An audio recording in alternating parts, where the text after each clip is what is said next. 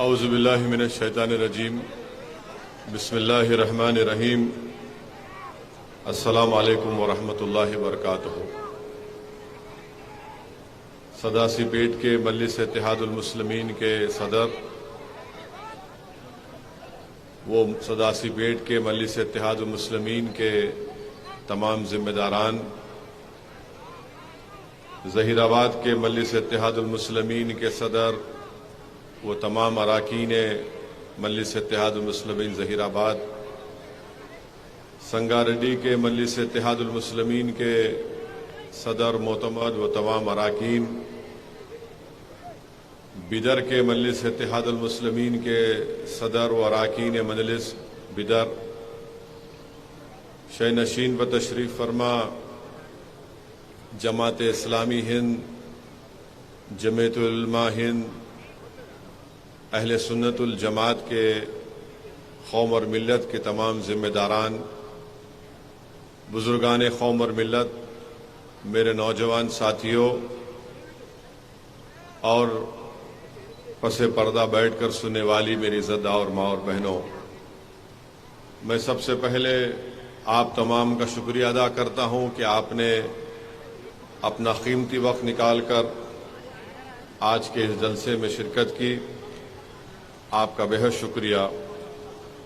वहीं पर मैं मुबारकबाद देता हूँ मजलिस इत्तेहादुल मुस्लिमीन के सदासीपेट के सदर साहब को कि कम वक्त में उन्होंने इस जलसे का इनेकाद अमल में लाया और माशाअल्लाह से मैं उनकी कारकर्दगी की पूरी रिपोर्ट देख चुका हूँ और बेहतरीन तरीके से वो अपना काम अंजाम दे रहे हैं। मेरे अजीज दोस्तों और बुजुर्गों, वतन अजीज भारत में हमें कई मसाइल और चैलेंजेस का सामना हमको करना पड़ रहा है। भारतीय जनता पार्टी जब से बरसर इख्तिदार आई है दिल्ली में, इनके 9 साल के अरसे में हम ये देखते हैं कि 9 साल में इनके 9 मसाइल जो पूरे मुल्क के लिए उन्होंने पैदा कर दिए। एक ये कि चीन की फौज हमारी ज़मीन पर 2000 स्क्वायर किलोमीटर पर कब्जा करके बैठी है और हमारे वज़ीर आज़म का 56 इंच का सीना चीन के बारे में कुछ नहीं बोल सकते। दूसरा, हम देखते हैं कि नौजवानों का रोजगार का इंतजाम नहीं किया गया और नौजवानों का बेरोजगारी उनका मुकद्दर बना कर रख दिया गया। वहीं पर आप देखते हैं कि मणिपुर में सिविल वार चल रही है। करीब 70 के करीब लोगों का कत्ल हो चुका है। लोग पुलिस हेडक्वार्टर से बंदूकें और गोलियां छीन कर चले जाते हैं। कश्मीर में तशद्दुद खत्म होने का नाम नहीं लेता।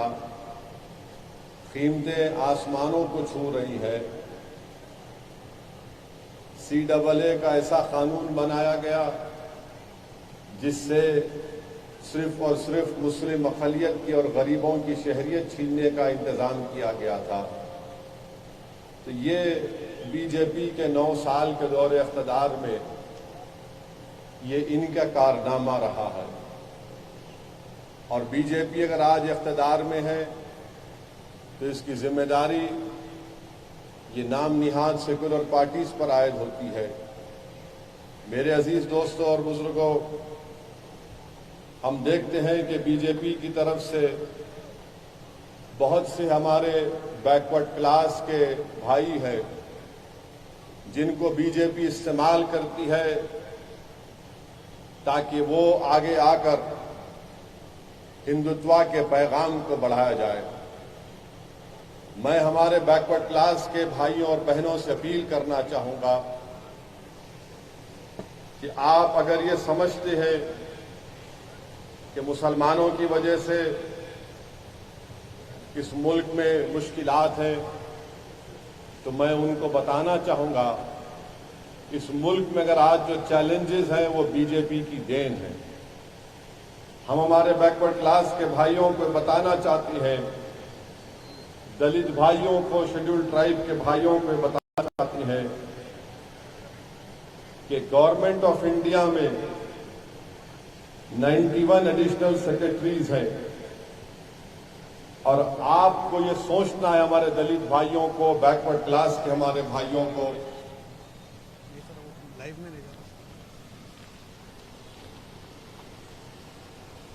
ये सोचना है कि आपकी नुमाइंदगी कितनी है। चलिए, आरएसएस का प्रोपेगेंडा है कि हर चीज के लिए मुसलमान को जिम्मेदार खड़ा कर दो। मुसलमान है तो ऐसा हो रहा है, मुसलमान है तो वो नहीं हो रहा है, मुसलमान है तो ये हक नहीं मिल रहा, मुसलमान है तो पूरा खा ले रहे।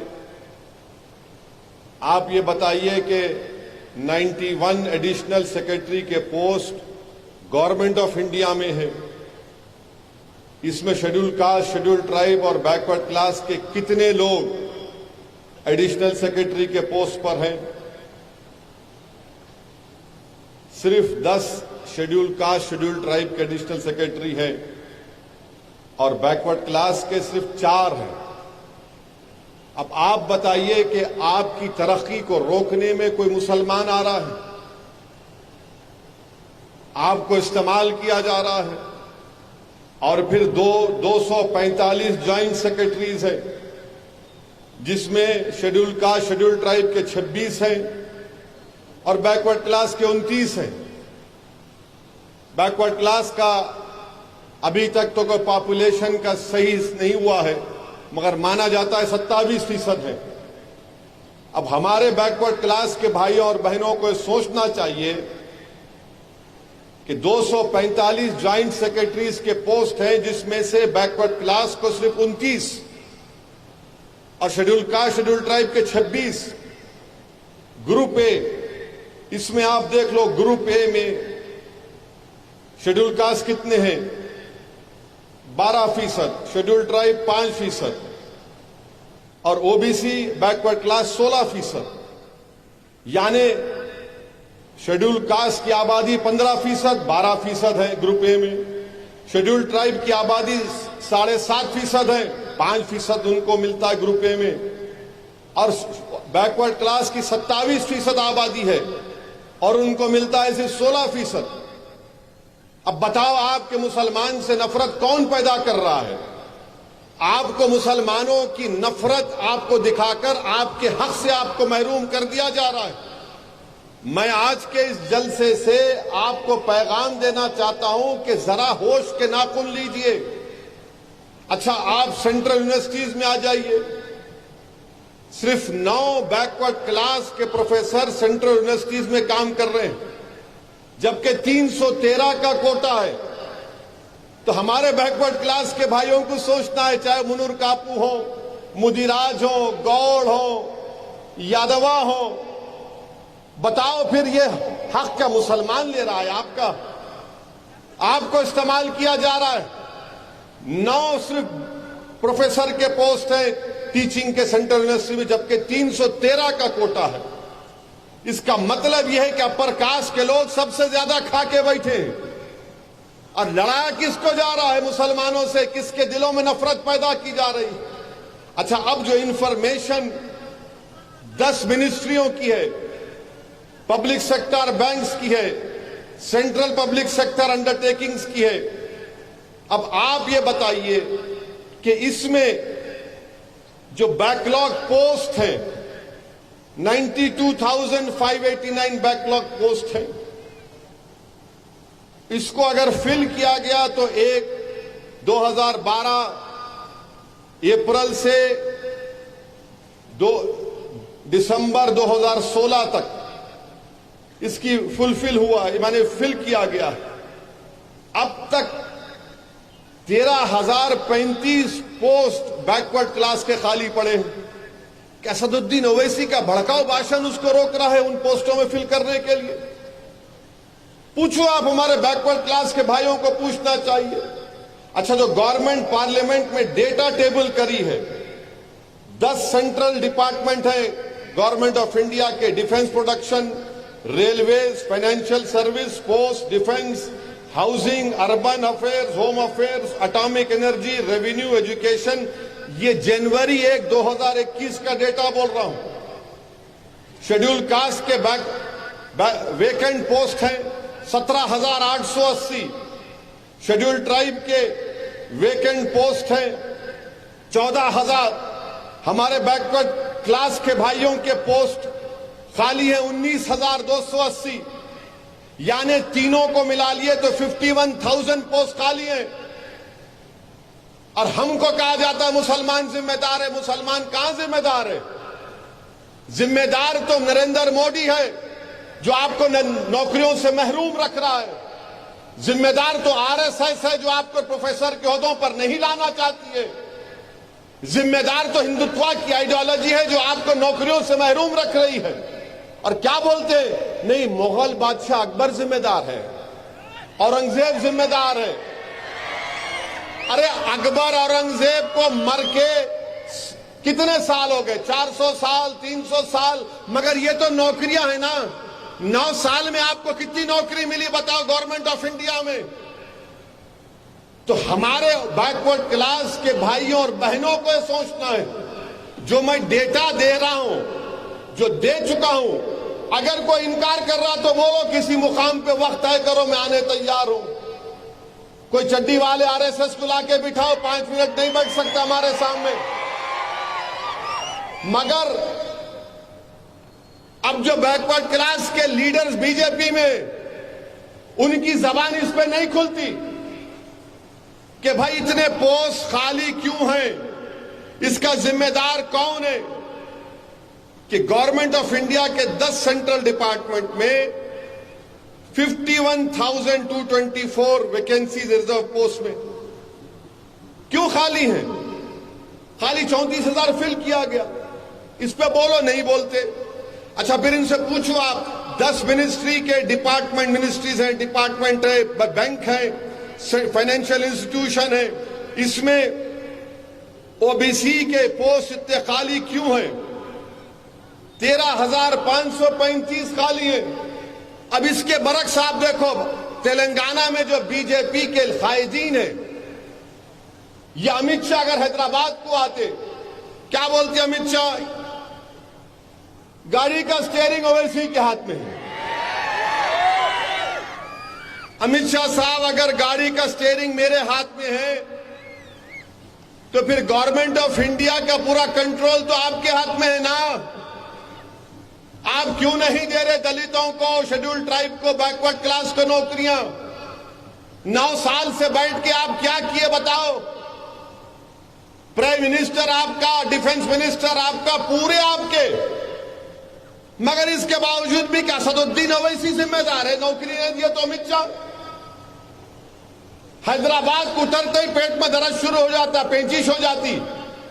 अब ओवैसी को बोलना है, ओवैसी को बोलना है। अरे भाई, इसके ये पोस्ट जिम्मेदार कौन है बताओ आप? ग्रुप ए में इतनी वैकेंसी की, दलितों को उनका हिस्सा क्यों नहीं मिलता? हाईएस्ट ग्रुप ए में शेड्यूल कास्ट सिर्फ 12% क्यों है? ओबीसी 16% क्यों है ग्रुप ए में? बोलो अमित शाह, बोलो बीजेपी वालों। कुछ नहीं बोलेंगे इस पर। हमारे बैकवर्ड क्लास के भाइयों और बहनों को यह बात सुनना पड़ेगा। आपको मुझसे नफरत हो सकती है, नफरत करो आप, मुझे कोई इतराज नहीं है। मगर याद रखो, असदुद्दीन ओवैसी की नफरत में इतने अंधे मत हो जाओ कि तुम बर्बाद हो जाओगे। तुमको नौकरी नहीं मिल रही है, तुमको नौकरियों से दूर रखा जा रहा है। क्यों? क्योंकि मुसलमान का खतरा दिखा दो। हद तो यह हो गई कि सेक्रेटेरिएट बन गया, तो सेक्रेटेरिएट बना तो बीजेपी का एक लीडर बोलता कि उसमें गुंबदें हैं, हम आए तो तोड़ देंगे। अबे तोड़ दे, अभी तोड़ दे, क्या करना है हमको? तुम क्यों इंतजार करते हो इख्तियार में आने का? तुमको तो जरूरत ही नहीं है ना। तुम तो 6 दिसंबर को 1992 को सुप्रीम कोर्ट का वादा करके तुमने बाबरी मस्जिद को शहीद करा, तो जाओ सेक्रेटेरिएट तोड़ दो, लेके जाओ एक 5-6 लाख के मजमे को, बोलो हम खाली गुम्मत तोड़ते, तोड़ो। वो गुम्मत नहीं है। सेक्रेटेरिएट का जो नक्शा बनाया गया है, बोधन में एक पुरानी मंदिर है, गुजरात में एक हनुमान की मंदिर है, महबूब नगर में एक घर है, उसको देखकर डिजाइन किया गया, मगर इनको गुंबद नजर आई। अरे क्या ख्वाब में भी तुमको शेरवानी नजर आती क्या? सेक्रेटेरिएट के गुंबद को तोड़ देंगे, तोड़ो, अभी भी तोड़ सकते हैं आप जाके, आप तो तोड़ने में माहिर हैं, आप तो तोड़ ही सकते हैं, आप जोड़ कहां सकते हैं? आप जोड़ना आपको आता नहीं, दिलों को तोड़ना आपको आता है, मिलाना आपको नहीं आता, नफरत फैलाना बीजेपी को आता है। मगर ये जो पॉइंट है, इस पर बीजेपी को जवाब देना है, अमित शाह को जवाब देना है।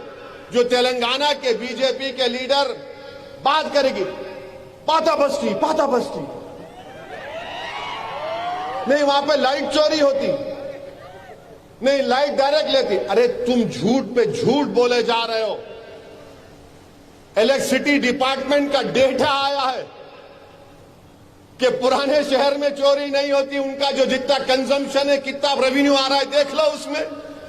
मगर नहीं, पाता बस्ती, अरे दीवाने, पाता बस्ती में हमारे हिंदू भाई भी रहते हैं, दलित भाई भी रहते हैं, बैकवर्ड क्लास के भाई भी रहते हैं, और बड़ी तादाद में रोज दारू सलाम को आकर इस दीवाने से काम भी लेकर जाते हैं।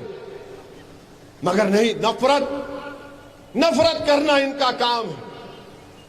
नहीं, नो सेक्रेटेरिएट में वो कर दिए, वहां पर ऐसा कर दिए। ये तेलंगाना के बीजेपी के कायदीन बात करेंगे एक ही बात, नहीं ओवैसी चला रहा गवर्नमेंट को, मैं चला रहा हूं गवर्नमेंट को। तुम्हारे चिचा होंगे केसीआर, मेरे नहीं है क्या? नहीं, उन्होंने सुनते हूं, अरे कौन सुनता हमारी बात? हम तो ताकत के बलबूते पर अपनी बात को मनवाते हैं। ये जो मजमा आज बैठा हुआ है, ये पैगाम दे रहा है टीआरएस को भी, बीजेपी को, कांग्रेस को भी, ये पैगाम दे रहा है। और ये बोलते हैं कि नहीं, इन्हों ऐसा कर रहे, इनकी वजह से तेलंगाना में हिंदू खतरे में है। अरे तेलंगाना में अगर कोई खतरे में है तो तेलंगाना के बीजेपी के लीडर्स परेशान हैं कि अब क्या होना है, क्या कर सकते। अच्छा, हम बार बार, मैंने आदिलाबाद के जलसे में भी बोला, ये अमित शाह बोलते आके, क्या बोलते हैं उन्होंने, स्टीयरिंग ओवैसी के हाथ में है, हम 4% निकाल देंगे, वो कर देंगे। अरे अमित शाह साहब, अब आप बोलो स्टीयरिंग मेरे हाथ में अगर है तो बीआरएस की हुकूमत ने 2500 करोड़ खाली मंदिरों के अपकीप और पुजारियों के लिए खर्चा किया है। स्टीयरिंग मेरे हाथ में है। चीफ मिनिस्टर ने जगतियाल डिस्ट्रिक्ट में हनुमान मंदिर कॉम्प्लेक्स कोडागट्टू में वादा किया कि 1000 करोड़ रुपया लगाएंगे। स्टीयरिंग मेरे हाथ में है। 1000 करोड़ का वादा चीफ मिनिस्टर ने किया। 2021 के बजट में बीआरएस की हुकूमत ने कहा कि हम 720 करोड़ रुपये मंदिर और अर्चकास के वेलफेयर फलाह बहबूद के लिए इस्तेमाल करेंगे। 4.5 करोड़ 25 लाख रुपये वेंकटेश्वरा स्वामी टेम्पल दुब्बाका में इस्तेमाल करेंगे। फिर उसके बाद यादाद्री की मंदिर को 1800 करोड़ रुपए से बनाया गया है। स्टीयरिंग मेरे हाथ में है। और फिर बोलते हैं कि इन्हों मिले हुए हैं 1800 करोड़ यादाद्री मंदिर, और वेमुलवाड़ा की मंदिर पर 60 करोड़ रुपए गवर्नमेंट ने खर्चा किए। कोंडागट्टू मंदिर पर 100 करोड़ रुपए, बासरा की मंदिर पर 50 करोड़ रुपए, धर्मापुरी की मंदिर पर 50 करोड़ रुपए, भीरकुर की मंदिर पर 13 करोड़ रुपए, कोमरावली मंदिर पर 11 करोड़ रुपए, दुब्बाक की मंदिर पर 3 करोड़ रुपए, सिद्दीपेट की शिवा टेम्पल पर 2 करोड़ रुपए, 50 लाख गंगापुरम की मंदिर के लिए, 30 लाख गोडम सत्यनारायण की मंदिर के लिए। और फिर 156 करोड़ स्पेशल डेवलपमेंट फंड मंदिरों की तरक्की के लिए और 1890 करोड़ रुपए under the temple work fund for the development of यानी मंदिर के जो लोग आते हैं मंदिरों को पूजा करने के उनकी सहूलत के लिए। फिर धूपा दीपा नवोदयम स्कीम के तहत 200 करोड़ रुपए सैंक्शन हुए। अब आप बताओ, स्टीयरिंग मेरे हाथ में है। अच्छा, अगर मेरे हाथ में है तो अमित शाह आपको दर्द क्यों हो रहा? मंदिर तो बन रही ना आपकी। ये बीजेपी के लोगों को तकलीफ क्यों हो रही है? अगर मेरे हाथ में स्टीयरिंग है तो इतने करोड़ रुपए मंदिर को लगे, बोलो ना तुम। नहीं, गुम्बद को तोड़ेंगे। अरे तोड़ जाके, तेरे दम है तो बोलता कहीं को। अरे तोड़ेंगे तो अरे क्या लुंगी उठा के डरा रहा हमको? जाके तोड़ के दिखा हम तेरे उधर को। नहीं, गाड़ी का स्टीयरिंग इनके हाथ में है। बाप की जागीर है। जो मुंह को आ बोले तो मैं भी बोल सकता हूं बात। नरेंद्र मोदी से लेके पूरा शिद्रा निकाल देता हूं आरएसएस का, खड़े खड़े यहां पे बोले जा रहे। ओल्ड सिटी पे सर्जिकल स्ट्राइक करते, बाप की जागीर है। कब करते बोलो? मैं अकेला ठहर तो आओ देखेंगे क्या होता। सर्जिकल स्ट्राइक करते क्या? हम क्या चुड़िया पहन के बैठे हैं? और हमारी मां और बहनें चुड़िया पहन के भी बैठी है तो उन्हों काफी है तुम्हारे लिए। पाता बस्ती में सर्जिकल स्ट्राइक, अबे जाके चीन पे कर दम है तो बोल नरेंद्र मोदी को कि चीन को खाल के फेंको। डेप्सांग और डेमचाक से 2000 स्क्वायर किलोमीटर चीन कब्जा करके बैठा। नहीं, हम ओल्ड सिटी पे सर्जिकल स्ट्राइक करते। अरे कौन सा सर्जिकल स्ट्राइक करते बाबा? अच्छा ये देखो आप, ये बीआरएस पार्टी कर दी तो इनको दिखा, कांग्रेस वालों को बड़ी तकलीफ हुई। नु बोले ओहो बीआरएस इतना करी तो उन्होंने ऐलान कर दिए। क्या ऐलान करे? कांग्रेस पार्टी के सदर ऐलान किया कि अगर उन्होंने पावर में आ गए तो उन्होंने जो है 100 राम मंदिर हर असेंबली कॉन्स्टिट्यूंसी में 10 करोड़ से एक लागत से बनाएंगे। अरे क्या हो रहा मेरे भाई? ये क्या हो रहा हमारे तेलंगाना में?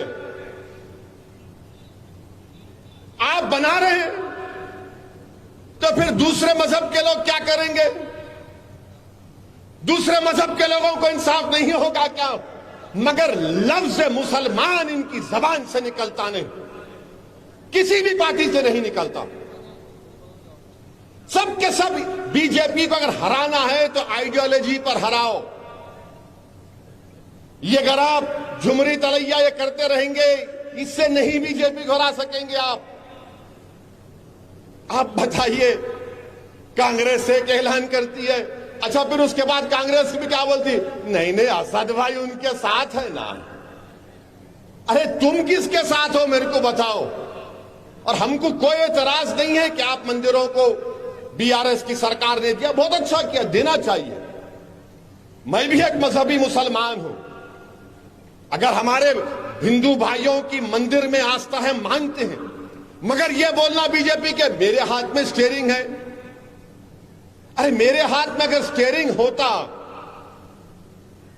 तो फिर ओल्ड सिटी में जो एक 6 किलोमीटर की 5 या 6 किलोमीटर का मेट्रो है उसकी लाइन आ जाती अब तक। मगर बीआरएस की हुकूमत माइंड स्पेस से हाईटेक से लेके शमशाबाद तक 21 किलोमीटर की अब मेट्रो रेल की लाइन डालना चाह रही।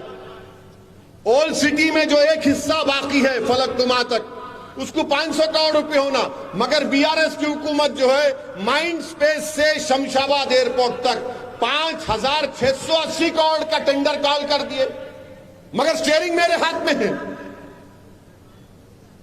बीएचईएल से लेकर लाइन यहां तक थी, कैंसिल हो गई, मगर स्टीयरिंग मेरे हाथ में है। आखिर क्या हो रहा है ये?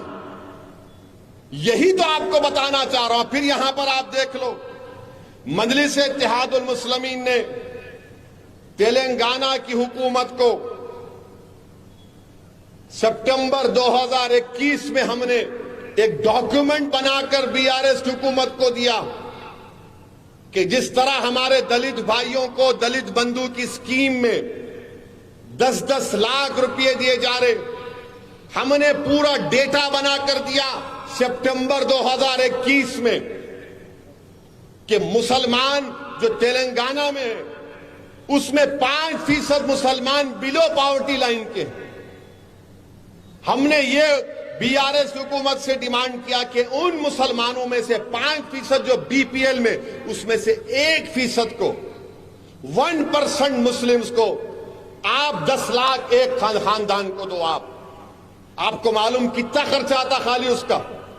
900 करोड़ रुपए। तेलंगाना का बजट करीब 2.5 लाख करोड़ है मेरे ख्याल से। 2.5 लाख करोड़ में रेवेन्यू आता है 1,70,000 करोड़ का। 900 करोड़ का हम बोले बीआरएस को, स्टीयरिंग मेरे हाथ में है। बोले ना क्यों नहीं देते गरीबों को, जब दलित भाइयों को गरीबी की बुनियाद पर मिल रहा है। और मैं जिम्मेदारी के साथ बता रहा हूं, जो बीपीएल फैमिलीज तेलंगाना में, मुसलमानों के बीपीएल दलितों से भी गरीब है तेलंगाना में। आप दो, उनको भी दो।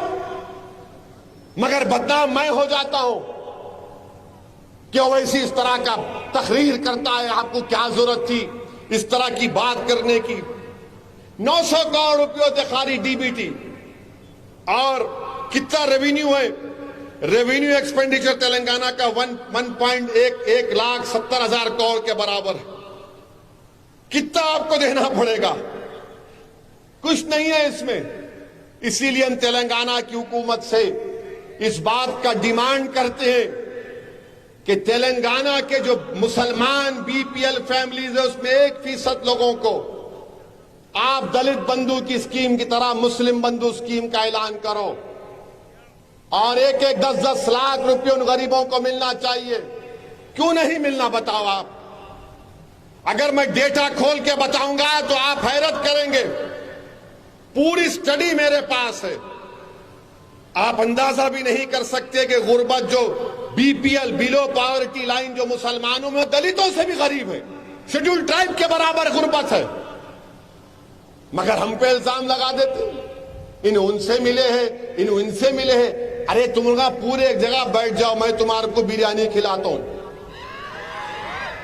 तुम्हारे को बड़े की पसंद नहीं, छोटे की खिलाता हूं। छोटे की पसंद नहीं, तरकारी की खिलाता हूं। तुम लोग तीनों एक कमरे में बैठ के डिसाइड कर लो, गाड़ी वाले, हाथ वाले, कमल वाले, ओवैसी क्या है। मगर तीनों के लिए हम भाईजान बने हुए हैं।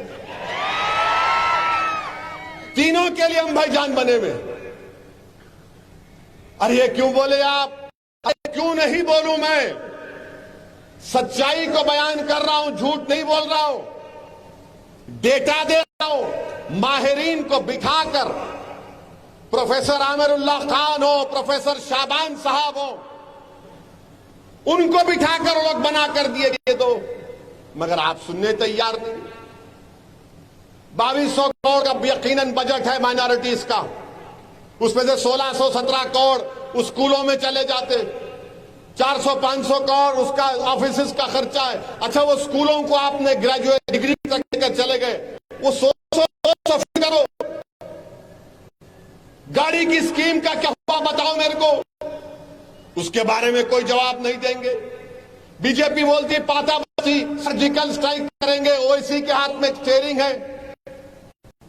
फाइनेंस मिनिस्टर तेलंगाना बोलते कि हर असेंबली हल्के में हम एक दवाखाना खोलेंगे 100 बेड का। बहुत अच्छा है, खोलिए आप, गरीबों को फायदा होगा। मगर उस अस्पताल को चलाने डॉक्टर कहां से आएंगे?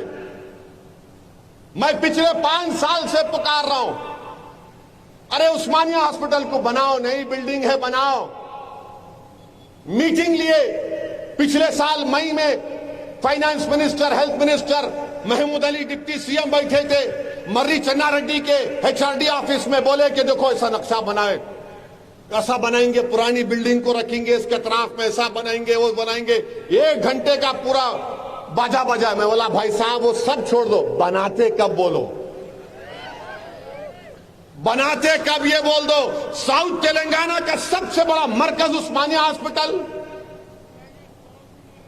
अब आप देखो वहां पे निम्स में 2022 करोड़ का एक्सटेंशन हो रहा। वरंगल में अस्पताल बन गया, बहुत अच्छा है। वो जब साइकिल वाला जो गम के पैंडिला मार मार के भाग गया आंध्रा को, वो नायडू गांधी का दवाखाना बनाया, उस्मानिया का नहीं बनाया। अरे उस्मानिया के नाम से नफरत क्यों है मेरे को बताओ। मैं तो खड़े रह के बोला कि अगर तुमको बिल्डिंग पसंद नहीं है तोड़ दो उसको, मगर गरीब परेशान हो रहा है। हिंदुस्तान का मशहूर मेडिकल कॉलेज है, बनाओ उसको आप, मगर नहीं, निम्स को बनाएंगे। क्यों नहीं बनाएंगे भाई? वो सिर्फ ओल्ड सिटी के गरीबों के लिए नहीं है, पूरे साउथ तेलंगाना के गरीब परेशान है, मगर बनाना नहीं चाहते आप। ओल्ड सिटी में 6 किलोमीटर का एक मेट्रो है, 500 करोड़ नहीं। आप माइंड स्पेस से शमशाबाद 5,600 करोड़ रुपए का टेंडर कॉल करे, अब इस जून में उसका टेंडर ओपन होगा, मगर बीजेपी बोलती मेरे हाथ में है। क्या दूल्हे की गाड़ी है? हर कोई आके बाजू बैठ जाएगा है? मेरे हाथ में है, मेरे हाथ में है। अरे तुम्हारे दोनों हाथों में लड्डू है। दिल्ली में तुम बैठे, यहां तुम बैठे हुए हैं।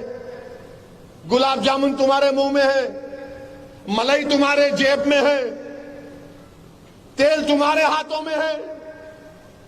हमारे पास क्या अपनी जबान है जो तुमको पसंद नहीं आती, इसलिए कि सच्चाई को बयान करती है। तुम यही चाहते ना कि सच्चाई को बयान ना करो। मार दो मुझे, जान ले लो हमारी, खत्म कर दो हमेशा के लिए हमारी आवाज को, मगर मेरे मरने से मेरी आवाज, मेरी सोच खत्म नहीं होगी। याद रखो, जो सच्चाई होती है वो हमेशा जिंदा रहेगी। जो झूठ रहती है इंसान के मरने के बाद वो मर जाती है। जो सच्चाई रहती है अल्लाह उसको जिंदा रखता है सुबह कयामत तक। मेरे अजीज दोस्तों और बुजुर्गों, ये माहौल मुल्क में बन चुका है। असद साहब बहुत अच्छे हैं, मगर हम उनके बाजू नहीं खड़े रह सकते। कई को भाई मैं खा जाऊंगा तुम्हारे को नहीं, आपके साथ दिखे तो उनका वोट नहीं मिलता, उनका वोट नहीं मिलता। यानी हमारा साथ होना, मगर साथ में फोटो नहीं होना।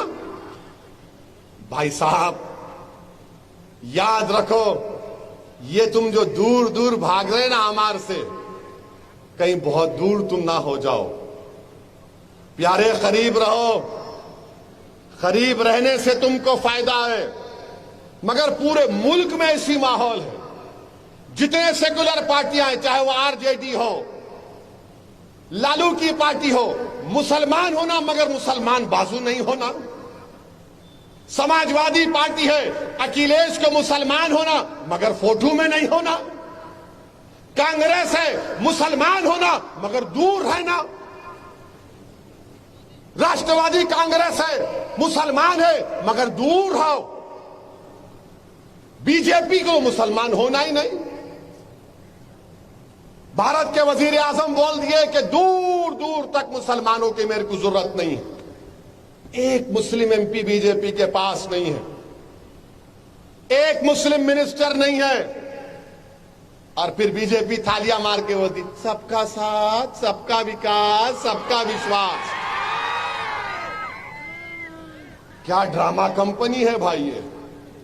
मगर बीजेपी ऐसा कर रही तो सब सेकुलर पार्टी बोल रही नहीं नहीं नहीं, असद भाई अपने ही थे। मगर जरा माहौल देखो आप, माहौल क्या देखने का है।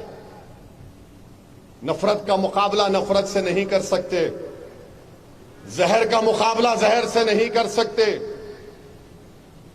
डर का मुकाबला डर पैदा करने से नहीं कर सकते। नफरत का मुकाबला करना है तो मोहब्बत से करो, डर का मुकाबला करना है तो बेखौफ होकर करो, मोहब्बत करो। ये कैसी मोहब्बत तुम्हारी? आप बताओ, मेदक पार्लियामेंट हलके में करीब 1.5 लाख के करीब क्रिश्चियन वोट है। तेलंगाना में क्रिश्चियन माइनॉरिटी फाइनेंस कॉर्पोरेशन का चेयरमैन नहीं है। अब मेदक का जब पार्लियामेंट का इलेक्शन होगा, आज याद रखना मेरी बात को आप, एक बहुत बड़ी शख्सियत मेदक के पार्लियामेंट इलेक्शन में इलेक्शन लड़ेगी। 1.5 लाख के करीब क्रिश्चियन वोट और हम तो माशाल्लाह उसमें अच्छे खासे हैं। मगर जब इलेक्शन होगा, अरे भाई देखो क्या हो रहा है।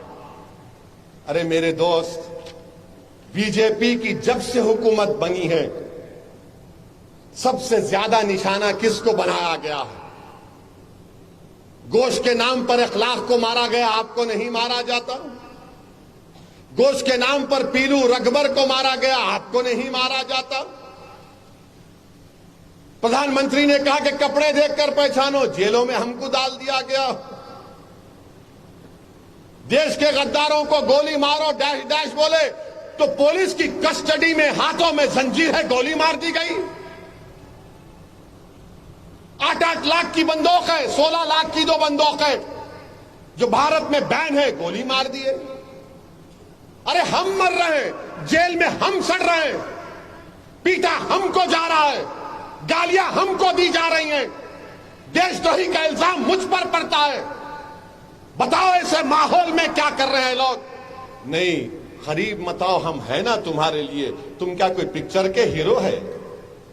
सुपरमैन की तरह यूं आ जाएंगे? कहीं नजर नहीं आते। हम तमाम से कह रहे हैं, बशमूल बीआरएस की हुकूमत से, याद रखो फिरका परस्ती का ये नाग सांप अपना सर उठा रहा है। अगर तुम इस नाग सांप का मुकाबला नहीं करोगे तो फिर नुकसान तुम्हारा होगा। अरे मैं तो 75 साल से लड़ते आया हूं, मेरे बाप दादा लड़ते आए, मेरे बाप दादा कुर्बानियां देते आए, मेरे बाप दादा अपनी जान और माल को कुर्बान किए। मगर तुम क्या कुर्बानी दे सकते हो? तुमको जिंदगी का खौफ, मुझे मौत का डर नहीं। तुमको जेल से डर, अरे हमको तो दुनिया हमारे लिए जेल है। बताओ, सोच लो हमारी बात को। 2024 में अगर बीजेपी को हराना है तो मोहब्बत अगर करते ना तो खुल के करना। ये खाली चिलमन के पास उन्होंने आए नहीं आए, चेहरा दिखा नहीं दिखा। अरे जब प्यार किया तो खुल के बोलो हम प्यार करते तुमसे। और मंजलिस की ये फितरत रही है, मंजलिस जिसको दोस्त बोलती दोस्ती निभाती, और जिस दिन मंजलिस कहती है कि नहीं दोस्त नहीं तो पूरी ताकत से मुकाबला करते। उस पोजीशन पर मत लाओ मंजलिस को, उस पोजीशन पर मत लाओ हमको। ये क्या हो रहा है हमारे तेलंगाना में? क्या हो रहा है बताओ आप? कैसे तमाशे हो रहे हैं? जगतियाल में हमारी बहन बस से बैठी है, झगड़ा होता है 2 औरतों का, खत्म था। पुलिस कैसा ही आता, आके थप्पड़ मारता उसको और खाली ट्रांसफर कर देते हो उसको आप। उल्टा उस बच्ची पे मुकदमा है, बच्चों पे मुकदमा है। अच्छा किए जो एहतजाज किए। मैं सलाम करता हूं उन तमाम मुसलमानों को जिन्होंने उस बच्ची कर जो तमाचा मारा, उस पर एहतजाज किया। मैं सलाम करता हूं तुमको। कुछ नहीं होता, डरने की जरूरत नहीं है। अगर तुम ऐसी डरते रहोगे केसबुक को आके अरे छोड़ो निकालो। मगर क्या हो रहा है? बोले जा रहे हैं, गालियां दिए जा रहे हैं। हर कोई बीजेपी का आता गाली देता हमको। आईपीसी इस्तेमाल क्यों नहीं किया जाता उन पर? अरे नहीं नहीं, इधर ठहरो भाई, इतना जज्बात में मत करे। क्या जज्बात में नहीं आना? कानून नहीं है क्या? कानून का इस्तेमाल नहीं होगा? मेरे अजीज दोस्तों और बुजुर्गों, फिर आप आ जाइए। आपके जिले में हमारे सदर साहब लंबी एक लिस्ट बना के दिए कि साहब जरा बोलो इसके बारे में। सदासी पेट के रुकने असेंबली कांग्रेस के हैं, दिखते ही नहीं बेचारे। जग्गा कहां है तुम सारे जग्गे हमारे नहीं दिखते, हमारे एरिया में दिखते ही नहीं। इनको भी डर है, मैं मुसलमान के करीब गया तो वोट नहीं मिलता मेरे को। हम क्या कोई अछूत है? हमारे को लगाए तो क्या, हाथ लगाए तो क्या तुमको कोविड हो जाता? नहीं नहीं, दिखते ही नहीं, गायब है उन्होंने। सदासी पेट की म्यूनसिपैलिटी 25 करोड़ का तरक्याती फंड। भाई आप सबको दो ना, मुसलमान इलाकों को भी दो।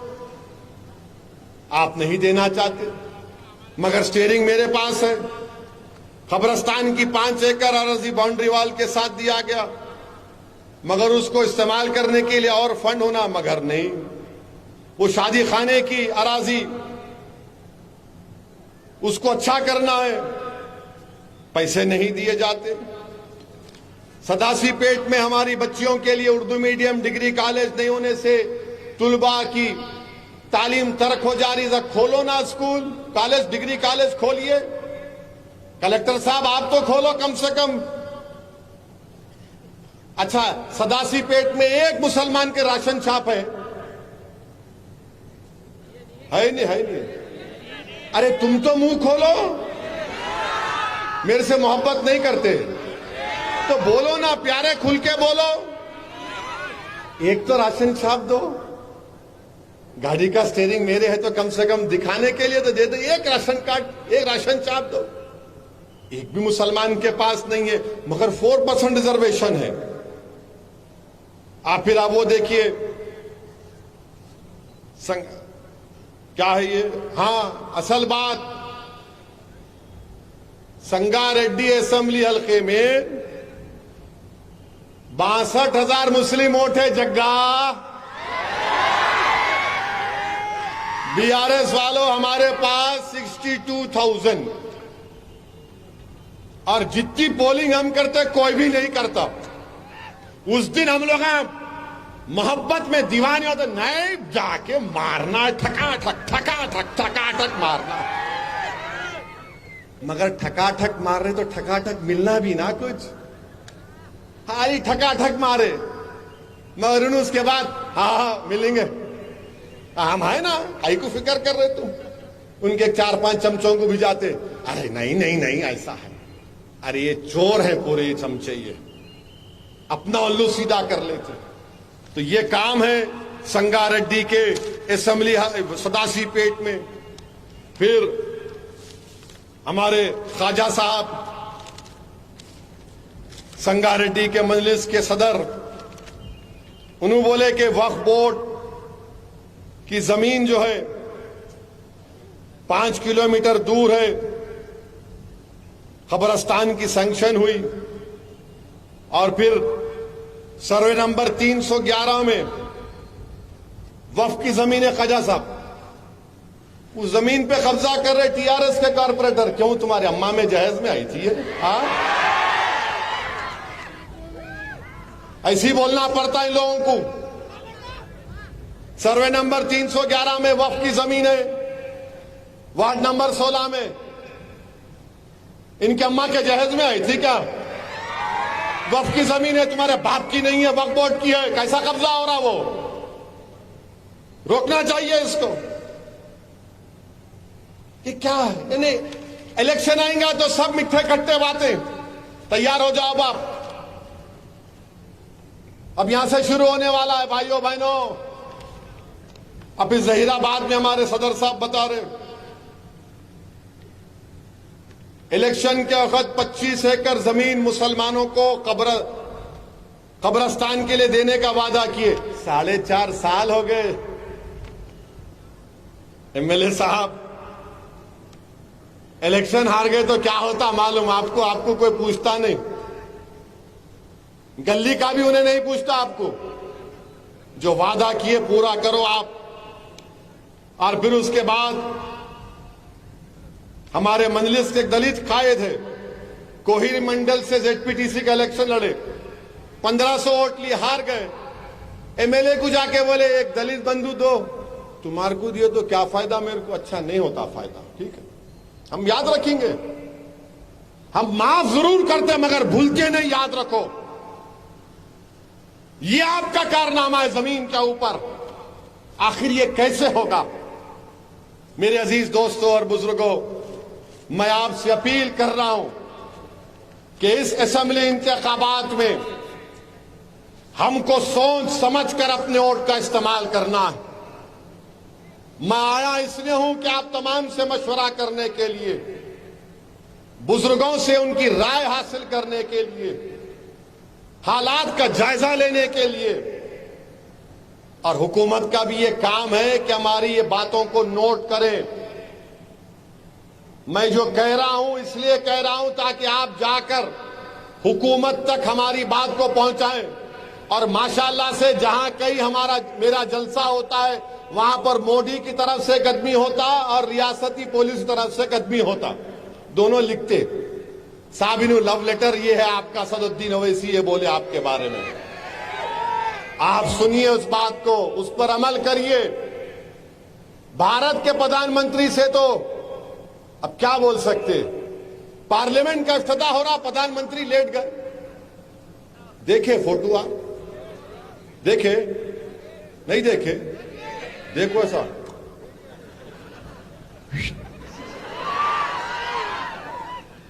माशाल्लाह। मैं समझा कि एकदम क्या बात है भाई, क्या बात है। लोकसभा के अंदर गए प्रधानमंत्री तो हमारे हिंदू भाइयों के जो उनके मजहबी रहनुमा हैं उनको साथ लेकर गए। अरे आप जरा मुसलमानों को भी जाना था, ईसाइयों को लेकर जाना था, सिखों को लेकर जाना था, बौद्ध मजहब के लोगों को लेकर जाना था, सबको अंदर लेके जाना था। ये मुल्क सबका है ना, मगर नहीं, वहां नहीं लेके जाएंगे। मगर इन्हें बोलता मैं सेक्रेटेरिएट गुंबद तोड़ देता हूं। तोड़ दे रहे भाई, हम पाथा बस्ती पे सर्जिकल स्ट्राइक करेंगे। क्या सर्जिकल स्ट्राइक करे तुम? बल्दिया का इलेक्शन हुआ, वो उत्तर प्रदेश के बाबा आके 4 घंटे फिर के गए। अमित शाह चार मीनार के दामन में आके बोले हम मजलिस को कर देंगे, पूरी टीम ताकत लगा दिए। और टीआरएस के बड़े बड़े लोग मेरे को बोल रहे थे असद भाई बहुत तवज्जो ले रहे, एहतियात करो। मैं बोला भाई साहब अपनी फिक्र करो, यह ऐसा है कि जो पुल क्रॉस करा यहां पे माहौल अलग होता। एनटी रामाराव भी बोले थे, चन्ना रेड्डी भी बोले थे, चंद्राबाबू नायडू भी बोले थे, राजशेखर रेड्डी भी बोले थे, उससे पहले वेंगल राव बोले, उससे पहले ब्रह्मानंद रेड्डी बोले, बीच में नरसिम्हा राव बोले, पंडित नेहरू से लेके नरेंद्र मोदी तक सब बोल रहे। मगर आपकी दुआओं का नतीजा है कि अल्हम्दुलिल्लाह ये आपका इत्तेहाद का खिलाफ आज तक आबाद है और सुबह क़यामत तक सियासी खिलाफ का आबाद रहेगा इंशाअल्लाह ताला। इन सबको तकलीफ है, मां क्या करना, मां कुछ नहीं कर सकते। इसलिए नहीं कर सकते क्योंकि अल्लाह का फजल और करम है, अहले दिल की दुआएं हैं, सदकाए नबी करीम सल्लल्लाहु अलैहि वसल्लम का और आपकी दुआएं हैं। और हम मर मिटने वाले हैं, वहां पर दिन रात काम करते हैं। मजलिस इत्तेहादुल मुस्लिमीन के एमएलए की तरह कोई पार्टी का एमएलए काम नहीं करता। दारुस्सलाम में 6 दिन 4.5-5 घंटे बैठकर आवाम से रास मुलाकात होती है।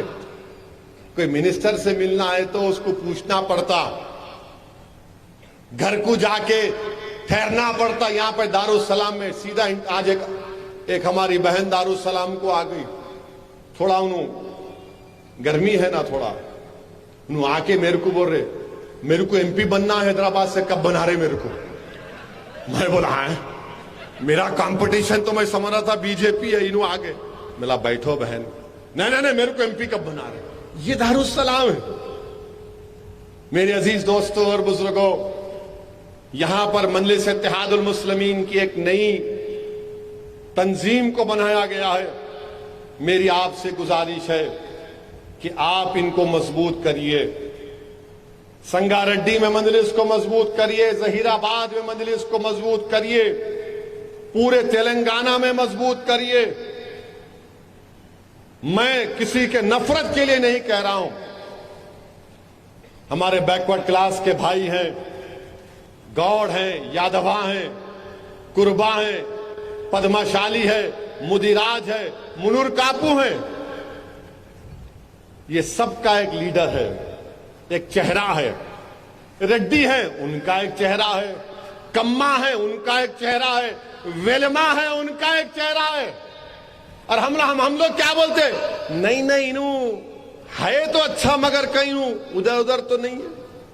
मेरे अजीज दोस्तों और बुजुर्गों, आपकी सियासी अहमियत को बढ़ाना है, आपकी ताकत को बढ़ाना है। देखो आपके सामने, अगर बीजेपी को थोड़ा बहुत तेलंगाना में कुछ उछल कूद कर रही है इसलिए कि उनका जो लीडर है वो मुनुर कापू से है, वो जो बीआरएस छोड़ के बीजेपी में गया उन्होंने मोदी राज है, उन्होंने उछल कूद कर रहे। रेड्डी लोग बोलते नहीं हमारी कांग्रेस है। बताओ फिर आप क्या करने वाले हैं? मैं आपको बता रहा हूं कि सियासी तौर पर अपने जहन में इस बात को पैदा कर लो आप कि मजलिस इत्तेहादुल मुस्लिमीन हमारी आवाज है, मजलिस इत्तेहादुल मुस्लिमीन हमारी शनाख्त है, मजलिस इत्तेहादुल मुस्लिमीन हमारी दुआओं का नतीजा है। इस जमात को आज जो मुकाम मिला है वो आपकी दुआओं से मिला है, आपके बुजुर्गों की मेहनतों से मिला है। और जो लोग कल तक मुझे तनकीद करते थे आज भी करते, अब तो अपने नंबर बढ़ाने के लिए हर कोई वीडियो बना के बोलता असदुद्दीन ओवैसी ऐसा, असदुद्दीन ओवैसी ऐसा। मेरे को लोग बोलते साहब ये वीडियो देखो। एक दिन मैं थक गया, मिला क्या देखूं यहां, बोले नहीं ऐसा बोले, मिला उन्हें क्या मेरा ससुरा है, हा? बोलता बोलने दो उसको, जमहूरियत है। उत्तर प्रदेश में हम नहीं जीते, पूरे के पूरे खड़े हो गए। असदुद्दीन ओवैसी नहीं जीते, अरे नहीं जीते मेरे भाई, मालूम है मुझे। मैं जो लड़ाई लड़ रहा हूं आज के लिए नहीं लड़ रहा हूं, मैं जो लड़ाई लड़ रहा हूं उत्तर प्रदेश में, बिहार में, झारखंड में, मगरबी बंगाल में, ये आने वाले कल के लिए लड़ रहा हूं। मैं जानता हूं कि मेरी जिंदगी में शायद ना मिले, मगर कम से कम मैं जमीन, उस सख्त जमीन को नरम करके छोड़ दूं, उस जमीन पर जो पहाड़ है उनको उखाड़ कर फेंक दूं, उस जमीन में जो नासूर है उसको निकाल कर फेंक दूं, उस जमीन में जो जहर है उसको निकालूं, उस जमीन में जो सांप है उसको हटाऊं, ताकि मेरे बाद जो नस्ल आएगी वो फसल उगाएगी उस पर इंशाअल्लाह ताला। ये मेरी जिंदगी का मजलिस का मकसद। नहीं कामयाबी मिली, नहीं, अरे कामयाबी के लिए कौन पैदा हुआ दुनिया में? दुनिया में आए तो जिद्दोजहद करने के लिए आए, दुनिया में आए तो अल्लाह की बारगाह में इबादत करने, सजदा करने के लिए आए। अरे जिसको दुनिया की कामयाबी से मतलब है वो ले ले, मुझे आखिरत की कामयाबी चाहिए। मुझे उस दिन रुस्वा नहीं होना है जिस दिन हशर का मैदान होगा, मुझे उस दिन शर्मिंदा नहीं होना है जब मजलिस के, हमारे मुल्क और मिल्लत के बेशुमार रहनुमा खड़े होंगे। मुझे उस दिन रुस्वा नहीं होना है जब कमली वाले के सामने हम सब खड़े होंगे। मेरे अजीज दोस्तों और बुजुर्गों, इस मुल्क के हालात को आपको समझना है। डराने के लिए नहीं कह रहा हूं, जज्बात में लाने के लिए नहीं कह रहा हूं, सच्चाई को बयान कर रहा हूं। उत्तर प्रदेश में आज आप देखो, बल्दिया के इलेक्शन हुए, मीरठ में जहां पे सन 57 की जंग आजादी की शुरुआत हुई, उस मीरठ में मजलिस के मेयर के कैंडिडेट को दूसरा मुकाम मिला। 1,28,000 वोट मजलिस के मेयर के उम्मीदवार को मिले। मैं मीरठ की आवाम को सलाम करता हूं, अल्लाह उनको आबाद रखे। 11 कॉरपोरेटर हमारे जीते। संभल में मजलिस का चेयरमैन, जो कल तक मजलिस पर मजाक बनाते थे, संभल का समाजवादी पार्टी का एमएलए, सिटिंग एमएलए की घर में से एक खातून इलेक्शन लड़ी, वो चौथे नंबर पे चले गए, मजलिस का चेयरमैन बन गया। कांट में मजलिस का चेयरमैन बन गया। पूरे उत्तर प्रदेश में लोग परेशान हैं, ये आखिर क्या हो रहा है? ओवैसी नहीं भी गया तो यहां पर कामयाबी मिल रही है, क्योंकि उत्तर प्रदेश का मुसलमान इस बात को महसूस कर लिया है कि अब वक्त आया है कि हम घर में चिराग करेंगे। अब हम गैरों के घरों में जाकर चिराग नहीं जलाएंगे। अब वक्त आया है कि हम अपने घरों की दीवार को मजबूत बनाएंगे। हमने बहुत औरों की दीवारों को मजबूत बनाया। अब वक्त आया है कि हम अपना रास्ता बनाएंगे। हमने गैरों के लिए रास्ता बनाया इख्तिदार की कुर्सी पर बैठने के लिए। मेरे अजीज दोस्तों और बुजुर्गों, मुझ पर इल्जाम लगाने वालों, तुम लाख इल्जाम लगा लो, मुझे कुछ फर्क नहीं पड़ता। मैं इलेक्शन लड़ूंगा, तुम लाख क्या क्या गाली देते दे दो, बी टीम, सी टीम, ए टीम, डी टीम, EFGHIJKL, जो बोलते बोल लो, मेरी जूती पर रखता हूं तुम्हारी बातों। मैं आवाम को जवाब दे हूं, ये आवाम मेरा साथ देने वाली है इंशाअल्लाह ताला। जो मुनाफिकीन हैं, जो बीजेपी से डरने वाले हैं, जो मोदी से डरने वाले हैं, जो इख्तिदार की कुर्सियों पर बैठने वालों से डरने वाले, वो तो घर में बैठ कर ही मजलिस पर तनकीद कर सकते। अरे मेरी गाड़ी पर 6-6 गोलियां चलाई गई, बोलो किसका सौदा किया? क्या मैंने अपनी जान का सौदा किया था? क्या मेरे घर में भी बच्चे नहीं हैं? क्या मेरे पास मेरी ज़ईफ मां नहीं है? क्या मुझ पर जिम्मेदारी नहीं है मजलिस की? मगर मिले हुए हैं। अरे तुम्हारी गाड़ी पर एक पत्थर पड़ गया तो तुम 8 दिन घर से नहीं निकलते। 100 गरीबों को खाना खिलाते, खत्मे बुखारी कर लेते, खत्मे कुरान कर लेते, उसके बाद फूक फूक के कदम डालते। मेरी गाड़ी पर हमला हुआ, 24 घंटे के अंदर मैं निकला, मैं जाऊंगा यूपी को। बताओ किस लिए निकला? क्योंकि मुझे मेरी जिम्मेदारी का एहसास है। मुझे मालूम कि अल्लाह ने मुझे मुकाम दिया है, मुझे उसकी जिम्मेदारी को निभाना है। मुझे इस बात का अंदाजा है कि सबसे ज्यादा मुझसे पूछ होगी कि अल्लाह ने मुझे अपने बेशुमार नेमतों से नवाजा। अल्लाह ने जबान दी, अल्लाह ने एक सोच दी, अल्लाह ने दिल में धड़कता हुआ दिल दिया सीने में। जो किसी मुसलमान या गरीब हिंदू भी तड़पता है तो मेरा दिल में तकलीफ होती, वो मेरा मिजाज है। अजीज दोस्तों और बुजुर्गों, इसीलिए हम आपसे अपील कर रहे हैं कि मजलिस को मजबूत करो। आपके बुजुर्गों ने मजलिस को मजबूत किया है और आपको मजलिस को लेकर आगे बढ़ना है। यकीनन असेंबली इलेक्शन आएगा, कितने सीट लड़ना है, मीडिया वाले बैठे हुए हैं, कब बोलते हैं? नहीं बोलूंगा मैं। कितने लड़ते हैं नु, यहां क्यों आए? सदासी पेड़, अरे हर जगह जाएंगे भाई, पूरा भारत मेरा है, मेरे अब्बा का है भारत, हर जगह जाएंगे। अरे जब हैदराबाद से निकलकर हजारों किलोमीटर सीमांचल को जा सकता हूं तो सदासी पेट नहीं आ सकता मैं? हैदराबाद से निकलकर हजारों किलोमीटर दूर ईस्टर्न यूपी को जा सकता हूं तो यहां नहीं आ सकता हूं? आऊंगा मैं। अभी तो शुरुआत है। तेलंगाना के इलाकों में जाएंगे, अपनी बात को रखेंगे। जो सरकार है, हुकूमत है, उनसे पूछेंगे कि देखो ये काम क्यों नहीं हो रहा है, ये काम कराओ आप। और हम तेलंगाना की हुकूमत से बोलना चाह रहे। मालूम हुआ कि अमित शाह ने शमशाबाद के पास, अरे ये क्या है मियां, ये रहने दो, मॉडर्न टेक्नोलॉजी दिमाग खराब करके रखी। हम समझे घर में ही होता है, ठीक है, रहने दो। मालूम हुआ कि शमशाबाद में एक बड़े इंडस्ट्रियलिस्ट साहब अमित शाह को एक घर बना के दिए। अब उन उस घर में आके शाह साहब रहेंगे, कहते महीने में 2 दिन रहते। अरे 2 दिन कहीं को हफ्ता भर गुजारिए, कुछ नहीं होने वाला है। मगर आएंगे, रहेंगे। अब ये हुकूमत की जिम्मेदारी है, उन्होंने देख लेना जरा। बार बार हमारे को आके नहीं बोलना, अरे नहीं नहीं जरा आप नहीं नहीं अब बहुत होगा। हमको आके गाली दे रहे, जो मुंह को आ बोले जा रहे। तो ये इनका काम है कि इन्हों नजर रखना। हम फिर से बोल रहे, ये आंख मुचोली का खेल बंद कर दो, खुल के मोहब्बत करो, खुल के काम करो। और कांग्रेस पार्टी तो खैर अब नहीं मालूम क्या होता उनका, एक के बाद एक, कभी उधर जा रहे, कभी इधर जा रहे।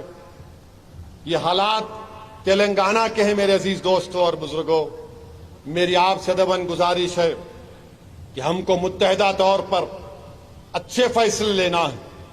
2014 में, 2018 में अगर बीजेपी नाकाम हुई तेलंगाना में तो आपकी वजह से हुई, तेलंगाना की आवाम की वजह से हुई है।